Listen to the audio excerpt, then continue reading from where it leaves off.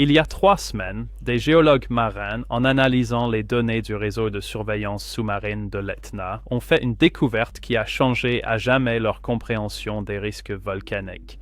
Le volcan le plus dangereux de la Méditerranée n'est pas seulement en éruption, il se déplace physiquement dans la mer. Les chiffres sont stupéfiants. 4 centimètres de mouvement latéral en seulement 8 jours.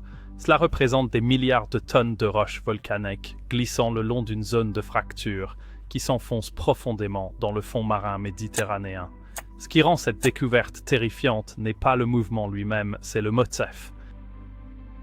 Ces mêmes signatures de contraintes, les mêmes instabilités gravitationnelles, les mêmes fracturations sous-marines se sont produites exactement une fois auparavant dans l'histoire géologique enregistrée il y a 8000 ans, lorsque le flanc de l'Etna s'est effondré et a déclenché le plus grand tsunami de l'histoire méditerranéenne. Des colonies côtières antiques furent anéanties en quelques heures. Des civilisations entières ont été ainsi englouties à 11 par des vagues qui ont parcouru 2000 km d'océan avant de s'abattre sur les rivages, de l'Afrique jusqu'à la Grèce. Aujourd'hui, ces mêmes rivages accueillent 130 millions d'habitants, vivant dans des cités qui n'ont jamais connu de tsunami provoqué par un volcan. Alors, si les scientifiques sont désormais capables de mesurer cet effondrement en temps réel, pourquoi donc les systèmes d'intervention d'urgence le traitent-ils comme une simple recherche universitaire lointaine? Et qu'est-ce qui déclenche précisément le moment où un glissement lent se transforme en une défaillance catastrophique? Le mont Etna s'élève à 3300 mètres au-dessus de la Sicile, un colosse volcanique qui a façonné la civilisation méditerranéenne pendant des millénaires. Ce n'est pas seulement le volcan le plus haut et le plus actif d'Europe, c'est une véritable bombe à retardement géologique perchée sur l'une des fondations les plus instables du monde. Prenez la mesure de la taille gigantesque de ce colosse, constitué de 1200 km3 de roches volcaniques, dont le poids dépasse les 500 milliards de tonnes et qui s'étend sur une circonférence de base de 140 km. L'Etna est en état d'éruption quasi continue depuis plus d'un demi-million d'années, avec plus de 200 paroxysmes enregistrés depuis les temps anciens. C'est une montagne qui ne fait pas que dominer le paysage sicilien, elle le définit. Pendant des décennies, les volcanologues pensaient comprendre le comportement de l'Etna.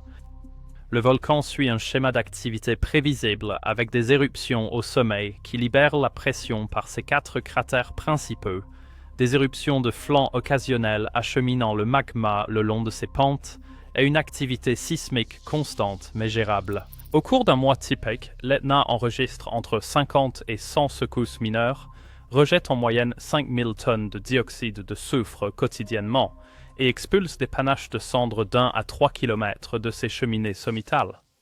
Les pentes environnantes se déforment progressivement, tandis que le magma respire sous la surface terrestre.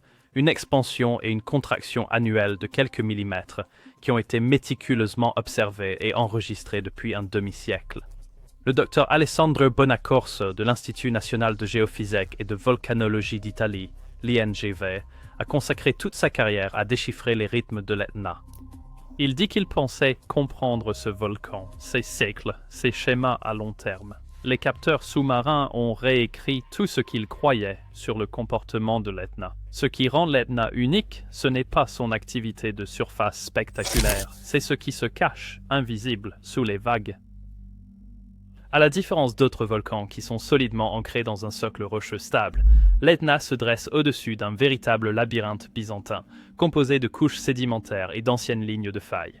La force de la gravité entraîne sans relâche l'intégralité de son flanc oriental vers la mer, déclenchant un glissement de terrain sous-marin au ralenti qui est en cours depuis des milliers d'années. Les stations GPS situées sur les pentes de l'Etna ont enregistré depuis longtemps ce mouvement de glissement progressif vers la mer, s'effectuant à une moyenne de 3 à 4 cm par an. Les scientifiques considéraient cela comme une simple particularité de plus parmi les nombreuses de l'Etna, un processus de fond qui était lent, régulier et, surtout, parfaitement prévisible. Puis, en 2016, tout a radicalement changé. L'André Morelia Urlaub et son équipe du centre GMM Helmholtz de recherche océanique ont installé 5 transpondeurs acoustiques de dernière génération sur les versants sous-marins du flanc est de l'Etna, créant ainsi le tout premier réseau de surveillance sous-marine en temps réel pour étudier un volcan qui glisse dans la mer. Les transpondeurs fonctionnent comme un système GPS sous-marin, s'envoyant des signaux mutuellement toutes les 90 minutes pour mesurer les distances avec une précision inférieure au centimètre. Ladré Urlaub et son équipe s'attendaient à obtenir une image plus nette de la progression glaciaire constante de l'Etna. Ce qu'ils ont découvert fut un véritable signal d'alarme qui a ébranlé l'ensemble du domaine de la volcanologie. Le mouvement était tout sauf régulier. Nous avons enregistré des glissements soudains de 5 cm ou plus, s'étalant sur plusieurs jours, suivis de périodes de plusieurs semaines où le mouvement était quasi inexistant. Pour la toute première fois, nous avions la preuve directe que le flanc sous-marin de l'Etna se déplaçait indépendamment de sa partie subaérienne, et ce par à-coups et saccades qui défiaient absolument tous nos modèles.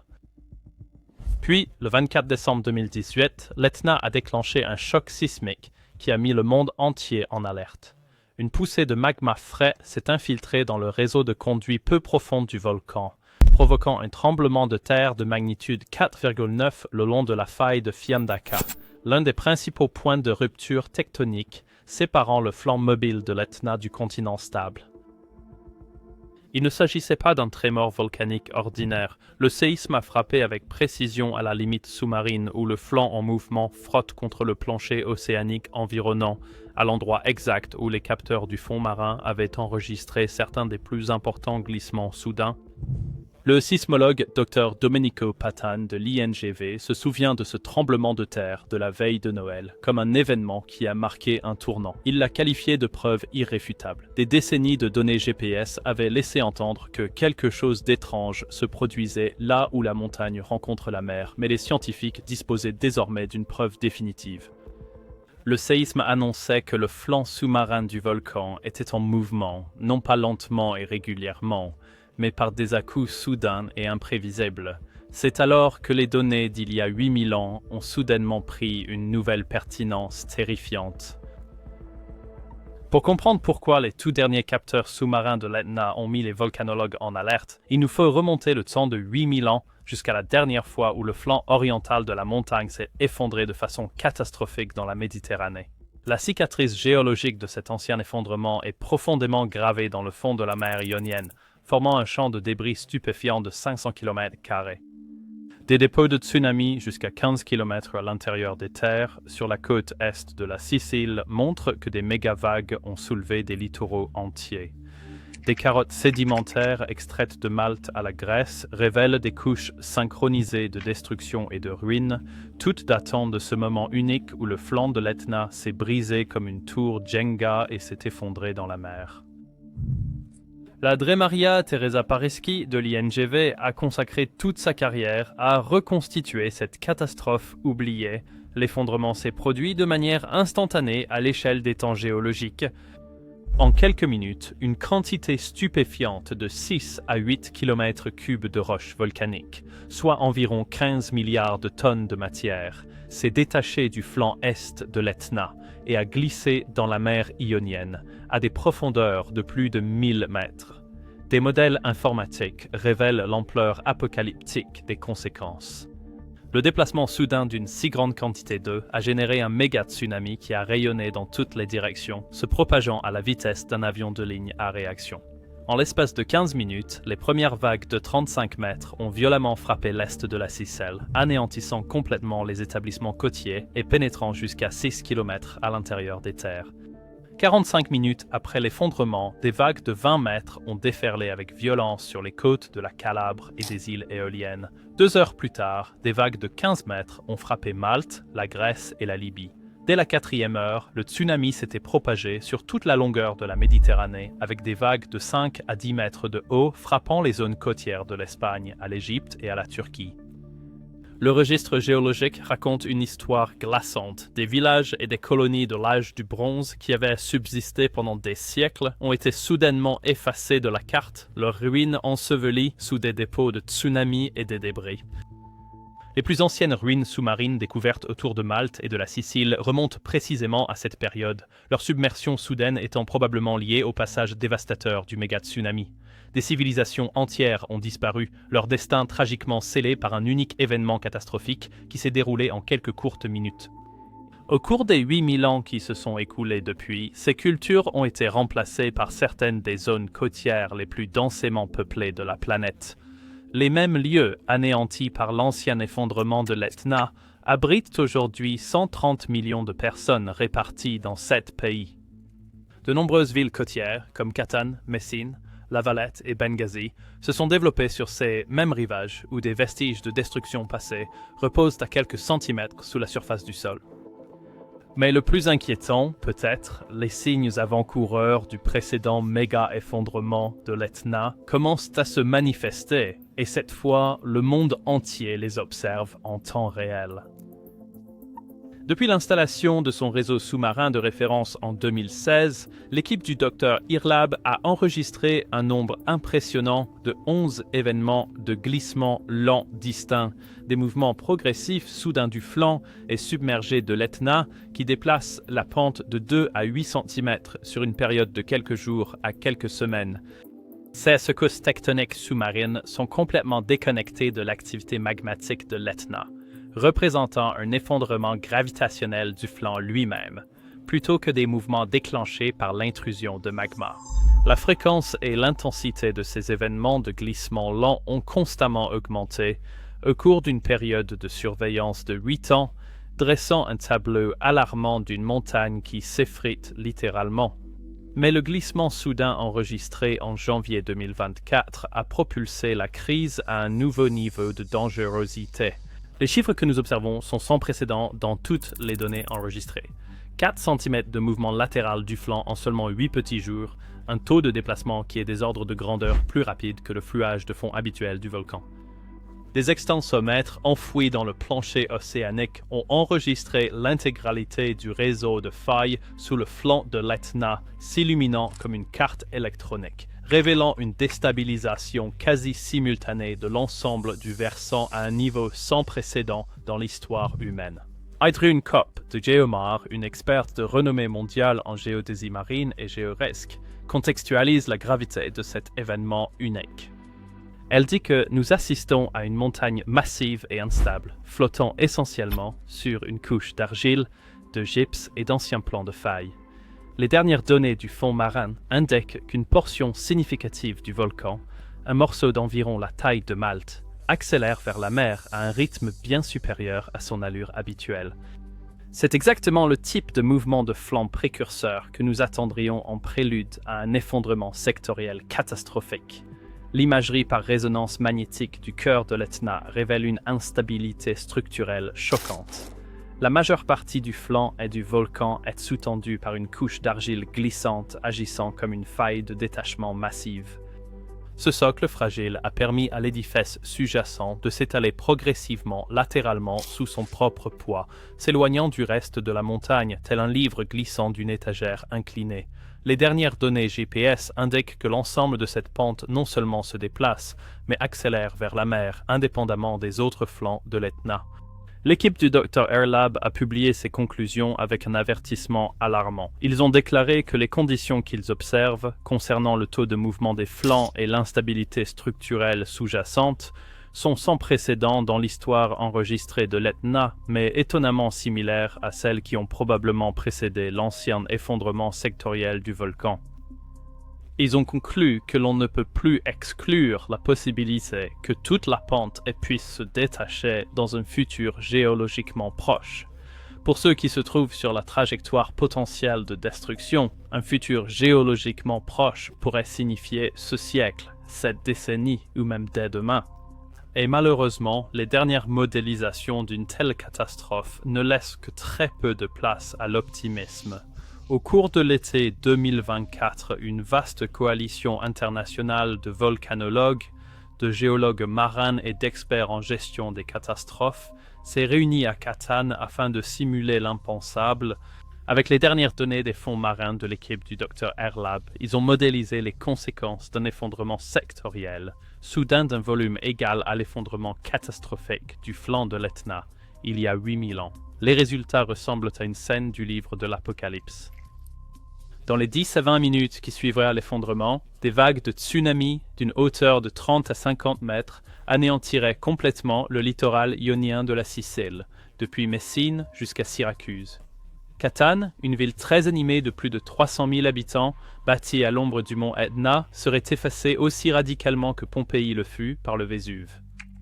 30 à 45 minutes après l'effondrement, le méga-tsunami déferlerait sur les îles éoliennes et la côte calabraise de l'Italie continentale, avec des vagues atteignant encore une hauteur catastrophique de 15 à 25 mètres. Au bout d'une heure, Malte et les îles grecques ioniennes subiraient de plein fouet avec des vagues de 12 à 20 mètres, submergeant les îles les plus basses d'Europe. Les pertes humaines seraient quasi instantanées et impossibles à atténuer avec si peu de temps d'alerte. Même à son estimation la plus conservatrice, la simulation indique 1 à 2 millions de victimes au cours des 2 premières heures, avec des millions de personnes déplacées, alors que le tsunami résonne pendant des jours à travers tout le bassin méditerranéen. De manière alarmante, ces simulations pourraient encore sous-estimer l'ampleur des destructions potentielles. Des données bathymétriques récentes et à haute résolution indiquent que la cicatrice de l'ancien effondrement de l'Etna pourrait en fait s'étendre sur 700 à 800 km², bien plus vaste qu'on ne le croyait auparavant. Un effondrement de flanc de cette ampleur de nos jours provoquerait un événement de tsunami sans précédent, tel qu'aucun n'a jamais été enregistré dans l'histoire de l'humanité, remodelant la géographie et les sociétés de l'Europe du Sud, de l'Afrique du Nord et du Levant en quelques heures. Mais ce qui est peut-être le plus inquiétant de tout, c'est l'absence totale de préparation face à un tel cataclysme de la part des autorités qui ont juré de protéger la population. L'Italie possède un système d'alerte précoce au tsunami, mais ces capteurs sont calibrés spécifiquement pour les tremblements de terre et non pour les effondrements de flanc. Malte, l'une des nations les plus menacées dans son existence même par un méga tsunami de l'Etna, n'a aucun plan stratégique pour faire face à un événement d'origine volcanique. Les documents de planification des Nations Unies en matière de catastrophes pour la Méditerranée considèrent systématiquement les tsunamis volcaniques comme un phénomène de faible probabilité, malgré les avis scientifiques urgents qui disent le contraire. Les témoignages oculaires du sommet de Catane de 2024 dressent un tableau de paralysie confuse au plus haut niveau de la protection civile. Un volcanologue a raconté avoir vu présenter les simulations d'effondrement de flanc, les chronologies, les hauteurs de vagues, les zones d'inondation, les victimes attendues. La pièce était d'un silence de mort. On voyait les rouages tourner dans la tête des gestionnaires d'urgence et des politiciens, alors que la science se heurtait à la réalité de n'avoir aucun plan d'évacuation viable pour un événement d'une telle rapidité et ampleur. C'est une chose d'aborder ces scénarios sur le plan académique. C'en est une autre de se voir montrer en détail que vous êtes totalement impréparé à maintenir vos gens en vie si cela devait arriver. Aussi sombre que les dernières prédictions puissent paraître, la réalité scientifique est sans doute bien pire, car l'Etna n'est pas un simple cas d'étude isolée, c'est un signe avant-coureur d'un nouveau type dévastateur de catastrophes naturelles que les volcanologues commencent pas seulement maintenant à décrypter. Des centaines d'îles volcaniques et de volcans côtiers de la planète abrite la même combinaison mortelle d'instabilité structurelle, d'urbanisation côtière et d'angles morts sismiques qui font de l'Etna une telle bombe à retardement. Des îles Canaries à Hawaï, en passant par les Petites Antilles, d'énormes flancs volcaniques se dressent précairement au-dessus des vagues. Leur intégrité structurelle s'érode inexorablement avec chaque année qui passe. Le docteur Urlaub souligne l'ampleur véritablement mondiale de cette menace. L'Etna n'est pas une anomalie, c'est un indicateur précurseur. Les mêmes forces déstabilisatrices sont à l'œuvre sur les pentes volcaniques du monde entier, mais nous manquons de précision de surveillance pour voir les signes avant-coureurs. Ma crainte est que l'Etna ne soit que le premier volcan où nous ayons réussi à capter son comportement avant l'effondrement en temps réel. Et bien d'autres volcans là-bas dans le monde sont prêts à déclencher la même catastrophe. Leurs symptômes restent invisibles jusqu'au moment où leurs flancs s'effondrent. Cette question angoissante a provoqué un élan urgent au sein de la communauté des volcanologues pour étendre la surveillance sous-marine de tous les volcans susceptibles de générer des tsunamis, en particulier ceux situés à proximité des populations vulnérables. L'Union européenne a accéléré le financement d'un réseau méditerranéen calqué sur le dispositif de l'Etna du Dr Urlaub, tandis que des initiatives similaires sont en cours en Nouvelle-Zélande, au Japon et aux États-Unis. Mais pour les millions de personnes vivant dans l'ombre du flanc et effrité de l'Etna, ces efforts tournés vers l'avenir pourraient déjà être trop tard. La physique inexorable de la gravité, du frottement et du temps, se soucie peu de la préparation et des politiques humaines. Les chiffres racontent une histoire qu'on ne peut plus ignorer. Une dalle de roche volcanique d'1 milliard de tonnes s'arrachant de 4 cm vers la mer en 8 jours, faisant partie d'un flanc massif flottant sur un détachement faible et glissant, prêt à une rupture catastrophique. 130 millions de personnes dispersées le long des littoraux pourraient être anéanties en 2 fois moins de temps qu'il n'en faut pour évacuer un bâtiment scolaire. 30 millions de ces vies sont parmi les plus exposées, toutes à la merci d'une bombe à retardement volcanique dont le tic-tac menaçant s'est soudainement accéléré en un compte à rebours. S'il y a une quelconque lueur d'espoir, pour la toute première fois dans l'histoire documentée, nous pouvons voir cette catastrophe se profiler. La science de pointe nous a ouvert une fenêtre sur un destin volcanique terrifiant que nos ancêtres ne pouvaient discerner qu'en rétrospective, bien après que leur société ait été balayée comme du sable emporté par une vague. Les scientifiques ont mis à nu les risques dans un détail glaçant. La réalité mécanique du mouvement de l'Etna vers la mer est inscrite dans le flot incessant de données des capteurs sous-marins. Les similitudes glaçantes avec les conditions qui ont précédé la dernière défaillance catastrophique du flanc, les millions de vies insouciantes perchées sur des rivages voués à l'effacement en un clin d'œil géologique. Désormais, la question n'est plus de savoir si le monde prêtera attention, mais plutôt si nous saurons agir à temps, fort de cette connaissance si difficilement acquise. Les agitations incessantes de l'Etna portent un message qui dépasse largement une simple montagne ou un unique littoral. Sur une planète où la géologie rencontre la fragilité humaine, la prévoyance et l'action sont le seul véritable rempart entre des civilisations florissantes et de simples ruines oubliées. L'histoire de l'Etna n'est pas la prophétie d'un destin inéluctable, mais un coup de semonce lancé à la complaisance. Une opportunité d'écrire une fin différente à cette saga géologique qui a déjà englouti d'innombrables vies et des cultures entières perdues dans le temps. Mais cette fenêtre d'opportunité se referme vite. La montagne ne nous attendra pas pour nous préparer. Elle a déjà montré son jeu, son issue fatale, révélée par le témoignage implacable des capteurs sous-marins. 4 cm, 8 jours. Un avertissement chuchoté d'une catastrophe imminente, un signal tectonique d'un volcan prêt à remodeler la carte de la Méditerranée. La question qui scellera le destin de millions est d'une simplicité déconcertante. Allons-nous tenir compte de cette sonnette d'alarme venue du domaine géologique? Ou deviendrons-nous nous aussi une autre couche dans les sédiments, une civilisation effacée par la fureur des mers, parce que nous n'avons pas écouté quand la Terre elle-même lançait un avertissement?